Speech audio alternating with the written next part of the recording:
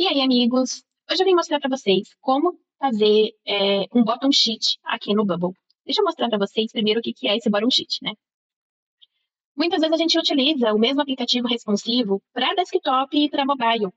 E não é um problema ter um modal, né, do estilo pop-up no mobile, mas a experiência fica diferente quando a gente coloca aquele elementinho que parece realmente feito para mobile, que é esse cara aqui, ó. Existe um outro jeito de fazer isso, né, sem necessidade de código, de plugin, de nada, que seria com um floating group. Então, coloca um floating group, coloca um fundinho transparente e aí coloca um outro grupo. Mas eu prefiro usar o pop-up no desktop e o bottom sheet no mobile. E é um jeito muito fácil. Eu vou mostrar aqui para vocês. Então, aqui eu já tenho um pop-up. Inclusive, se você já tiver pop-ups no seu aplicativo e quiser aplicar, é muito simples só de modificar esse pop-up no mobile. Então, a gente começa precisando de um pop-up já construído. A gente precisa de um gatilho para chamar esse pop-up. E como a gente quer aquele efeito de mobile, eu vou vir aqui, ao invés de dar um show nesse pop-up, eu vou colocar uma animação. Então, aqui eu vou deletar essa ação. Eu vou colocar um animate. Vou procurar o meu elemento, que é o meu pop-up. E vou colocar uma transição de baixo para cima. Deixa eu achar uma aqui. Aqui, ó. Slide up in. Então, ele vai dar um efeito de slide, de baixo para cima, efeito de entrada. Para sair, pode ser esse aqui. Então, slide up out. Eu vou no slide up in. Beleza. E aí, agora, neste momento, ele está funcionando o slide up in no pop-up. Então, vamos ver.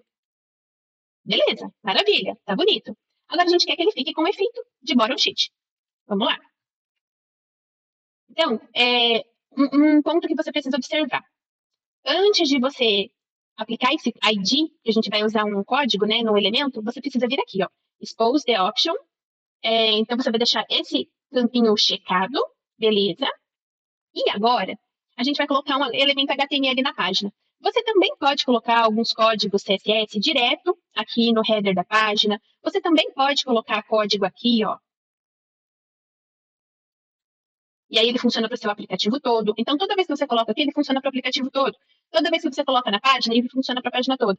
Mas por que eu coloco HTML neste caso? Eu já percebi isso, tá? Quando eu estou falando de formatação, efeito de texto, dá muito certo colocar no header da página e lá no SEO Meta Tags. Mas toda vez que eu vou fazer isso em algum elemento, principalmente pop-up, eu acredito, tá? Não tenho certeza. Que ainda não deu tempo que ele não renderizou esse elemento ainda, porque eu não chamei esse elemento ainda. E ele perde esse efeito. Ele não dá certo quando eu coloco nesses dois outros lugares. Mas com outros efeitos dá certo. Então, eu vou ensinar para vocês aqui o jeito que eu sei que dá certo. Então, o que a gente vai fazer? A gente vai pegar aqui um elemento HTML.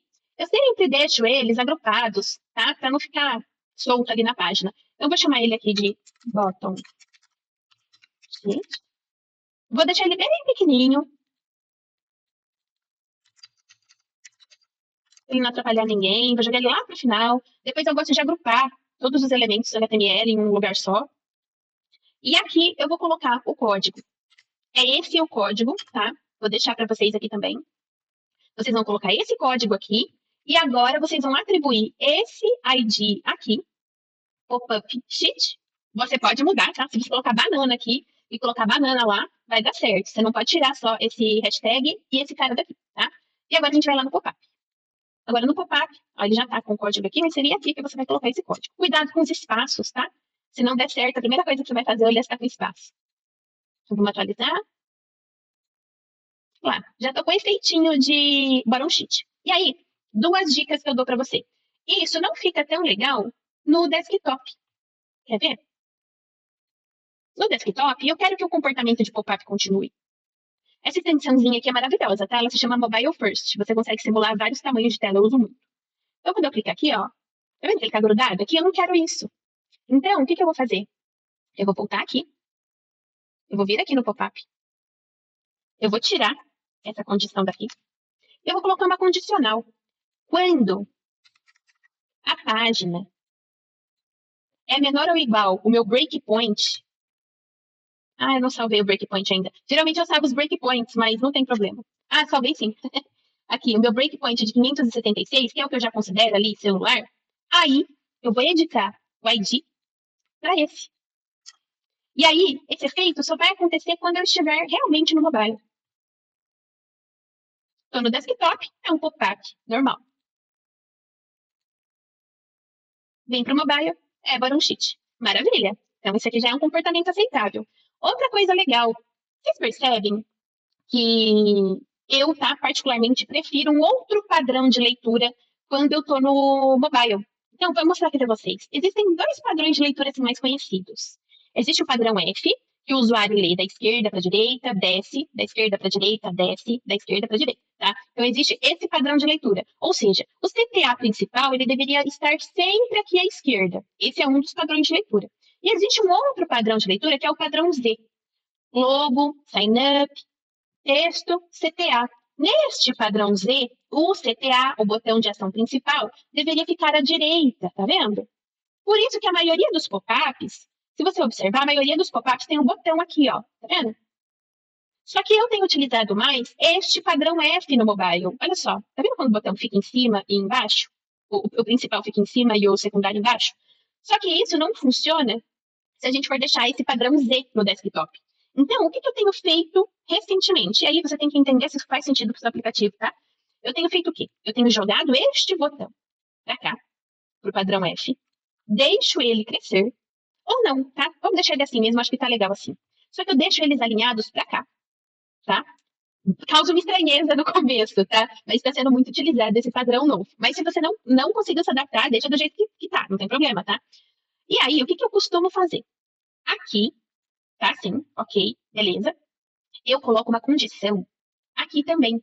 E aí, qual que é a minha condição? Eu vou copiar até do pop-up a condição. Porque eu quero que seja nesse mesmo tamanho. Quando o botão chegar, quando a página chegar nesse tamanho do meu breakpoint, esse botão aqui, ele vai ocupar 100% da tela. E aí vocês vão entender por que faz sentido esse padrão quando a gente vai fazer algo responsivo. E aí eu vou colar a mesma condição aqui. Olha só como fica com esse padrão F. Olha que legal. O principal toma conta e o secundário fica logo abaixo. Obviamente está faltando espaço aqui, né? Mas tudo bem. E quando eu estou no desktop, tá vendo?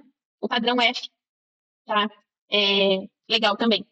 No celular, não ficaria legal se esse botão ficasse aqui, porque o usuário vai ter que esticar o dedão para encostar aqui. Mas quando a gente faz essa adaptação para o mobile no padrão F, funciona tanto para o desktop quanto para o mobile. Ih, meu babadinho bugou aqui. Não tem problema. Bom, gente, é isso que eu queria compartilhar com vocês hoje. Vou deixar o código aqui.